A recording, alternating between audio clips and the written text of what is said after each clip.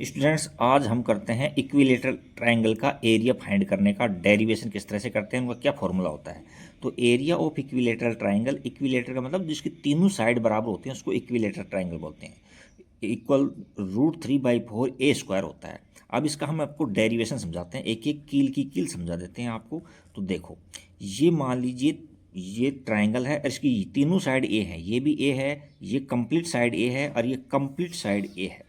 अब हम यह क्या करते हैं कि वर्टेक्स से, यानी वर्टेक्स से ऑपोजिट साइड पर एक परपेंडिकुलर ड्रा करते हैं। तो परपेंडिकुलर ड्रा करेंगे तो ये एंगल 90 डिग्री का हो जाएगा और ये भी 90 डिग्री का हो जाएगा। तो इस परपेंडिकुलर ने क्या किया, इस साइड को दो इक्वल पार्ट्स में डिवाइड कर दिया। तो इतना इतना पार्ट है जो a/2 है और यहाँ से लेके यहाँ तक भी a/2 है। अब आपके माइंड में क्वेश्चन आ रहा होगा, साहब ये दोनों इक्वल क्यों हैं। तो देखो, आपने कॉन्ग्रुएंसी रूल में पढ़ा होगा कि ये दोनों ट्रायंगल है ना, कॉन्ग्रुएंट ट्रायंगल है।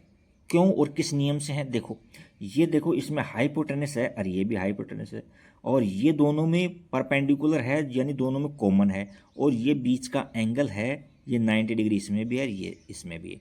तो RHS नियम से, RHS रूल से ये दोनों ट्रायंगल कॉन्ग्रुएंट ट्रायंगल है। तो बाई CPCT ये साइड और ये साइड इक्वल होगी। तो हमने इनको बता दिया आपको कि ये दोनों a/2 क्यों हुई है। अब हम पाइथागोरस थ्योरम जानते हैं कि पाइथागोरस थ्योरम क्या होती है, बेस का स्क्वायर प्लस में परपेंडिकुलर स्क्वायर इक्वल टू में हाइपोटेनस का स्क्वायर। तो इसमें अब इस ट्राइंगल की बात कर रहे हैं, मान लीजिए 1 नंबर ट्राइंगल, इसकी बात करता हूँ, ये लो।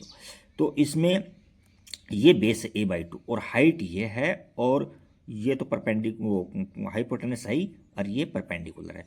तो बेस का स्क्वायर कर दिया मैंने, फिर हमने परपेंडिकुलर एच का स्क्वायर कर दिया और इक्वल टू में ए का स्क्वायर। तो यहाँ से एच का स्क्वायर निकालेंगे तो ये नेगेटिव हो जाएगा, इधर आएगा तो ये क्या हो जाएगा, a² माइनस a²/4।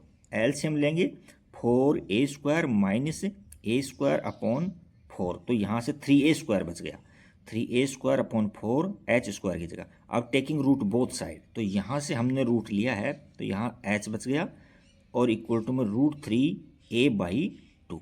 ये तो हमारे पास में हाइट की वैल्यू आई है। अब हम जानते हैं कि एरिया ऑफ ट्राइंगल क्या होता है, 1/2 बेस इंटू हाइट होता है। तो बेस तो इसमें क्या था, हमारे पास में बेस ए था, क्योंकि तीनों साइड बराबर थे तो बेस ए है। तो 1/2 इंटू बेस ए है और हाइट हमने यहाँ से निकाली है √3/2a। अच्छा, अब तो इनको सोल्व किया तो देखो, 2 से मल्टीप्लाई करेंगे तो 4 हो जाएगा। √3 और a को a से मल्टीप्लाई करेंगे तो a² हो जाएगा। तो इसका एरिया क्या आ गया, √3/4a² आ गया। Hence area of equilateral triangle √3/4a²। इसको दोबारा से देखना एक बार, और मुझे पूरा विश्वास है कि आपके समझ में बैठ गया होगा। लाइक और सब्सक्राइब करें। Thank you.